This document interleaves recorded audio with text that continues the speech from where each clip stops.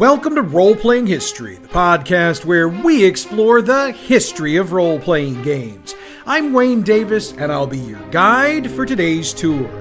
Episode 105, Ringworld and Bunnies and Burrows. Right off the top this week, I wanted to send out a huge thank you to everyone who provided feedback the past couple of weeks about our Best Adventures Ever episodes. I heard from folks who loved the shows and others who loved them but didn't necessarily agree with some of the adventures on them.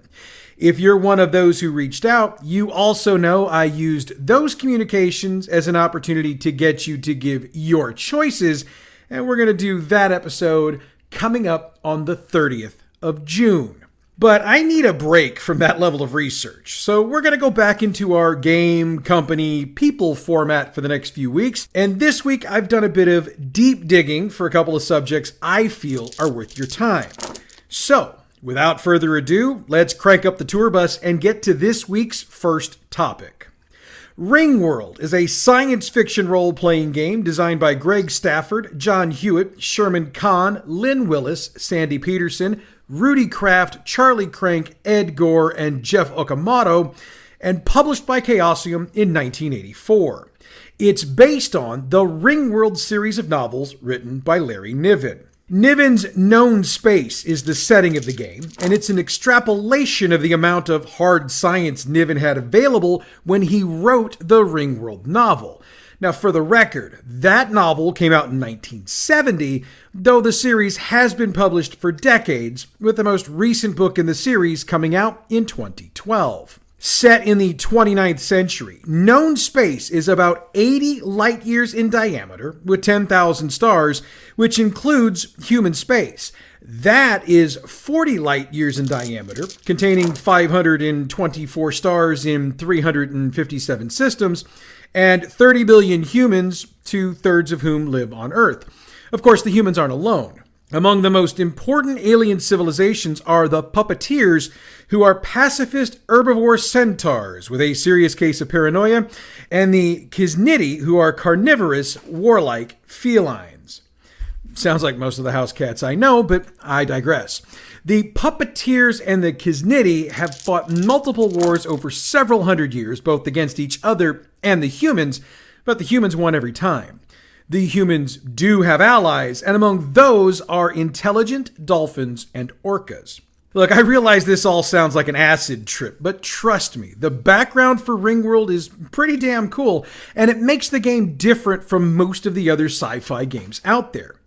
It should be noted that Known Space, while exceptionally detailed, is really only intended to be the background.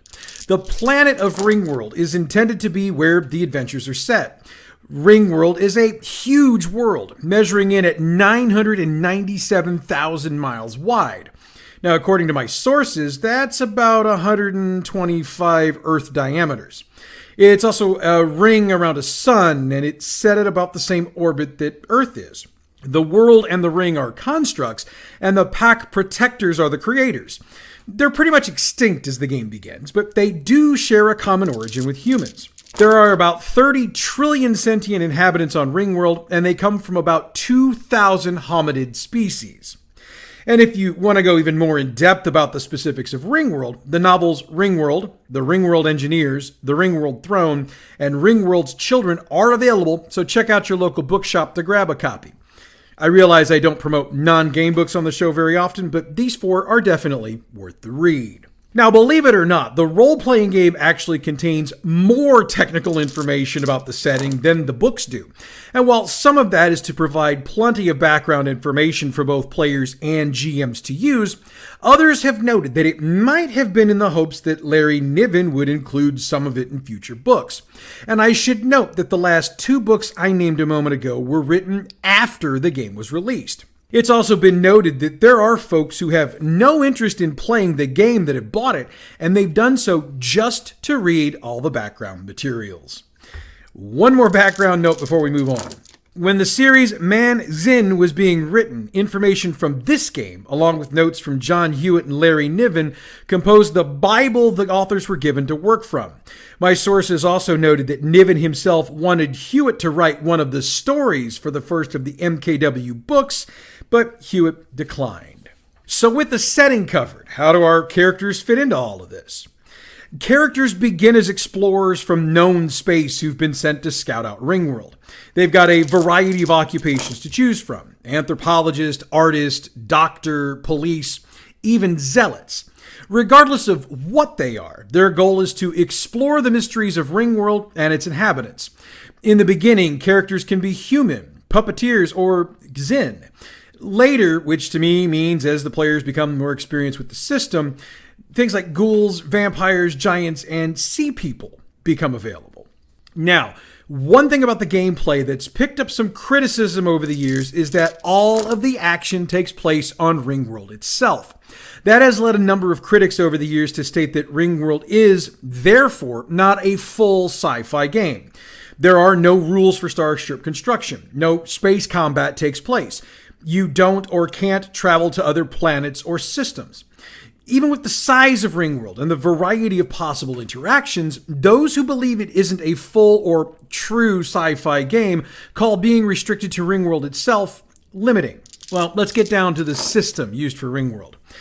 It's built on the chassis of the basic role-playing system, which is also a Chaosium system, and we covered that way back in episode 65, so hit the archives to find out more about how the BRP works. In building a character, it needs to be mentioned that, at least initially, a character is defined by its species or world of origin. That impacts their characteristics, with a provided example being what kind of gravity the character is accustomed to. The players then randomly roll for defects, character age, and characteristics other than those that come from species and world of origin. Since Ringworld uses the basic role-playing system, the characteristics are strength, constitution, mass, intelligence, power, dexterity, appearance, and education. Those then determine secondary attributes like damage modifiers, hit points, and skill rolls. Again, check out the episode on BRP in the archives for more on this. At creation, each player gets a number of points to spend on skills determined by their interests or skill choice, and these points are basically figured by age, education, and intelligence. Each of the 3 playable races have specific tables for character creation, so there is that little limitation. Character skills are based on percentages, so get your percentile dice ready. And as we know, success on skill checks comes from rolling the skill value or lower on your percentile check. The character build section itself has drawn criticisms over the years, with the age of a character being singled out more often than not. See, in Niven's world, the deterioration that comes with age has been pretty much eliminated, so having a character who is 200 years old isn't a rare or unusual thing. And since age figures into the effect of skills, a 200-year-old character will have a ton more skill points than, say, a 20-year-old. And worse yet, in the opinions of the critics, there are no compensatory advantages for the younger character. So let's look at the books that were published for Ringworld, for those of you interested in checking it out. Unfortunately, there were only ever 2 releases for the system, and they both came out in 1984. The Ringworld box set was the first, and it was chock full of goodies that you'd need to play this new game. The set itself was titled Larry Niven's Ringworld Role-Playing Adventure Beneath the Great Arch. The box had 4 books, a sheet of cardboard minis, reference and character sheets, and a set of dice consisting of 2d20, 1d8, and 2d6. But wait, you're saying, this is a percentile system. Where are the d10s? Well, see, those d20s weren't actually d20s. Each d20 had 0 through 9 on it twice. So they formed a sort of mega percentile dice system for the game. And in truth, I've never seen them used anywhere else, so if you've got a set of those, I'd say you've got yourself a fairly rare collectible. Now, I'm going to do something I don't usually do here and actually give you a few nuggets on each of the 4 books in the box, just in case you go looking for one. I want to make sure you get everything you're supposed to get. The Explorer book is the Ringworld equivalent of the Player's Handbook. It's got a character sheet on the first page, then gets into an introduction of role-playing games. From there, it moves on to the stuff we'd expect to see: character creation, skill use, and combat. It also provides a rather detailed history of humanity between the 20th and 29th centuries, providing details on the 11 human worlds in the game. Last up, details on the Kazin and puppeteers are provided. The Game Master book is next. The early parts of the book are dedicated to technical essays on the Ringworld, and they mean technical stuff like the physical construction. They also cover life on the ring, and a number of diagrams are provided. It lays out information about the city builders, who are those who built a majority of the Ringworld, but also had done some space exploration before their empire was eliminated. Another section has a little bit of Q&A in it, with the idea being to answer questions about Ringworld that your players might have. Suggestions for creating your own scenarios and adventures are provided, as well as technical information about the various humanoid species on Ringworld. There's also an introductory scenario provided. It's called The Journey of the Cat's Eye. The technology book is basically a book dedicated to the gear available in Ringworld. Rules and descriptions are provided, and they're broken down into pretty much every type of equipment and/or weapon that would be allowed in the game. The fourth book is the Creature book. Look, if you've ever played D&D before, this is basically a monster manual, so I don't think further details are needed. So the other book released for Ringworld was Ringworld Companion. It dropped shortly after the release of the box with the same designers and brought more goodies into the Ringworld game. The very first thing it provided was a full diagram of the Ringworld, which the box set did not have. It then introduced a number of new humanoids, aliens, plants, animals, technological objects, and it fixed errata from the box itself. This also brought the potential of space travel into the game, as information on spaceships and hyperspace were added. A new race was added, a group of desert nomads known as the Agamads, just scraping the surface of everything in this book. But I did want to also note that there are two scenarios presented in it: the Sand Eaters, which helps to introduce the Agamads, and the Caladians, which involves the group providing defense for traveling merchants. All right, so we've got background, system, and books. Guess that leaves us with reviews. Phil Masters reviewed the game in November of 1984 for White Dwarf. His overall rating was 6 out of 10, and he noted, quote, "This game takes a superb background idea, applies a good system of mechanics to it, and comes back with a disappointing result," end quote. Steve Peterson provided his own review for the November-December 1984 issue of Space Gamer, quote, "Niven fans should buy it for the essays and background materials. Role players should be prepared to do some work on scenarios. But if you do, you'll have some terrific role-playing in a beautifully detailed world. Science fiction gamers who want to use it for source material probably won't get their money's worth," end quote. Tell you what, let's do one more. Steve Nutt reviewed the game for the December 1984 issue of Imagine magazine. He said, quote, "Altogether, Ringworld's advantages and disadvantages stem from its campaign setting. The actual mechanics of the game are top quality, yet background and atmosphere are what make or break a campaign, and in Ringworld, this aspect could be somewhat daunting to the uninitiated," end quote. So I think it goes without saying, but you know me by now, Ringworld has been out of print for a very long time.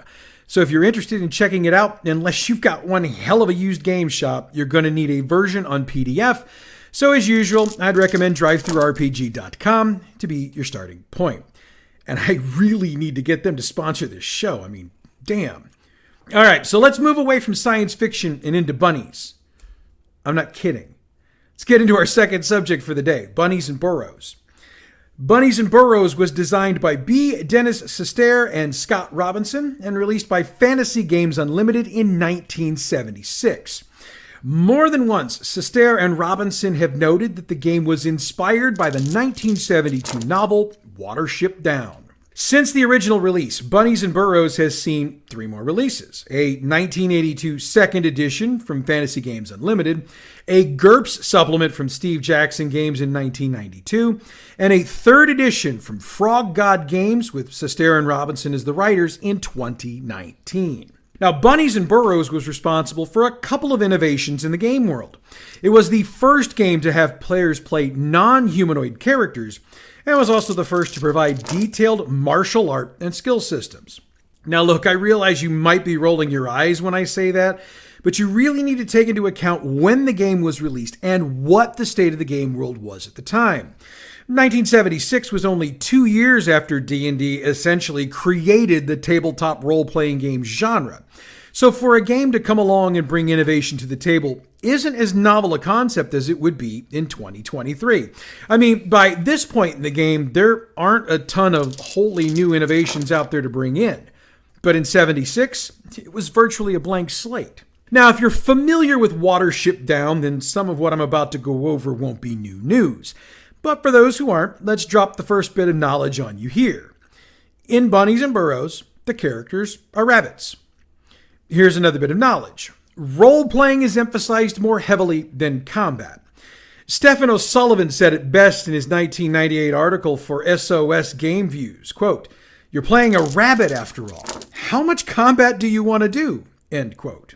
David M. Ewalt went a step further in his 2013 book Of Dice and Men, the story of Dungeons and Dragons and the people who play it. Quote, "Bunnies and Burrows pushed setting even farther than games that came before it, such as Dungeons and Dragons and On Guard. The player characters were intelligent rabbits and had to compete for food, avoid predators, and deal with internal Warren politics." End quote. Needless to say, the game was a success. So much so that B. Dennis Sestero wrote a piece for Different Worlds, which was a Chaosium magazine, titled "Different Worlds Present the World of Druid's Valley, a Bunnies and Burrows Campaign." It detailed how one could combine the world of Bunnies and Burrows with other fantasy worlds. For those interested in reading that, it was the June-July 1979 issue, and you are really going to have to do some digging online to find it. Later in the year, Daniel J. Maxfield wrote up a mini-adventure, The Jackrabbit's Lair, and published it in Pegasus, which was the magazine published by Judges Guild. Now, I mentioned the second edition of B&B in 1982, but it's been noted in more than one of my sources that while this edition also sold well, the first edition has seemed to be the longer lasting of the two. And I can tell you with near 100% certainty that first edition B&B is still being played around the world to this day. The third edition of Bunnies and Burrows was made possible due to an exceptionally successful Kickstarter. And if you're looking for a physical game copy to use, this is going to be the one you'll find. And you can get it from the Frog God Games website, froggodgames.com. Frog God Games being all one word. In addition to the 3 editions and the GURPS conversion, B&B got an unofficial conversion for the Boyd Mayberry written game Risis, the Anything RPG. B&B was brought in 2004 under the game's rules for free fan supplements and articles. Bunnies and Burrows have certainly had an interesting history, but you know me, how does it play? Well, let's start with Stephen O'Sullivan's own words. Quote, "The original game was very innovative for its time. Not only could you play non-humanoids for the first time, but it was the first role-playing game to have detailed martial arts rules, the first attempt at a skill system, and the first RPG to appeal as widely to women as to men." End quote. The rabbits of our game interact with other animal species as part of a normal gameplay. Humans, on the other hand, are the monsters. In fact, they're the only monsters in the game. Their thought processes and motivations are considered to be alien to our fuzzy little friends. The game also has the advantage of offering players an intuitive grasp on relative dangers and appropriate actions that wouldn't be possible in traditional game settings. Think of it like this. The bunnies have a run-in with a bear. They would immediately just know that the bear can be dangerous to them, and they would know that the smartest decision would be to run away. No rolls needed for that. And since the characters are going to be weaker than pretty much anything they face, outwitting opponents is the favored move. Solving puzzles and thinking out situations is also encouraged. Again, they're rabbits. How much fighting can there really be? Considering how early in the game process B&B came out, it should be no surprise that the game system was custom created for it. There are 8 abilities and 8 classes available, and while I'd love to tell you what they are, I wasn't able to find them listed in my various sources. What I can tell you is that task resolution is percentile based, so here's another one where you'll need those percentile dice. For the record, at its release, Bunnies and Burrows was considered by a number of critics to be light years ahead of the original release of Dungeons & Dragons. So let's drop a review in here. Steve Jackson covered the game for the February-March 1977 issue of The Space Gamer. He said, quote, B&B is probably worth the retail price, at least to a fantasy role-playing fan. The writing style is intelligent, lucid, and occasionally witty. The rules are workable. The art, as I think I pointed out, is so bad it's great, and the whole idea is appealing, end quote. Now, I do need to note that other writers I researched mentioned the absurdity and silliness of playing rabbits, and they weren't saying those in a kind way. But the popularity of B&B over the years has acted as a giant middle finger to them, so I think they got their answers. While you can get the third edition of the game in a softcover version, the original has been out of print for several decades at this point. However, I did find it for sale at drivethrurpg.com, so if you're interested, head over there for your PDF. And with that, we've come to the end of today's tour. Next week, we'll dive into the games Arduin and Corporation. Now, before I get into our usual show wrap stuff, I had a couple of notes I wanted to get out there. First off, you've still got time to get your choices in for the best module adventure of all time. As I mentioned earlier, we're going to do that episode on June 30th. Hit me up on the socials or email to let me know what you would like to see make the list. For the record, this is shaping up to be a heavy D&D list, primarily original 1st and 2nd edition. But hey, I'm perfectly okay with that if you are. And I know I don't usually get into new releases on this show, but several of our listeners have emailed me over the past week or so to ask me about Candela Obscure, which is the new game from the folks at Darrington Press that is also being live played by the cast of Critical Role. Look, I don't have a problem with diving into new games. The only issue I think I'm going to have is digging up enough information for a show. That being said, if you've got a new game or a system that's out there that you'd like to hear me break down, again, hit me up on the socials or by email and let me know what they are. After all, I don't claim to know about every release out there. All right, so those are the notes. Let's wrap this puppy up. As always, I encourage you to check out our other fine podcast, Bad GM's Campaign Build Along. This week, we're continuing the build for our group to try to figure out who's got it out for their boss, and they're getting another step closer to finding out. Bad GM's Campaign Build Along is available wherever you get your podcasts or on our website, badgmproductions.net. The music we use for this show comes from Pixabay.com. Check them out for all your license-free, royalty-free music needs. Role-Playing History is a production of Bad GM Productions. Check us out on Facebook, facebook.com/gaming/badgmprod, on Twitter at badgmp, YouTube and Tumblr, Bad GM Productions. You can email us, badgmproductions@gmail.com, and online, it's badgmproductions.net. Next week, it's Arduin and Corporation. That's next week, though. Until then, I'm Wayne Davis, and you're Role-Playing History.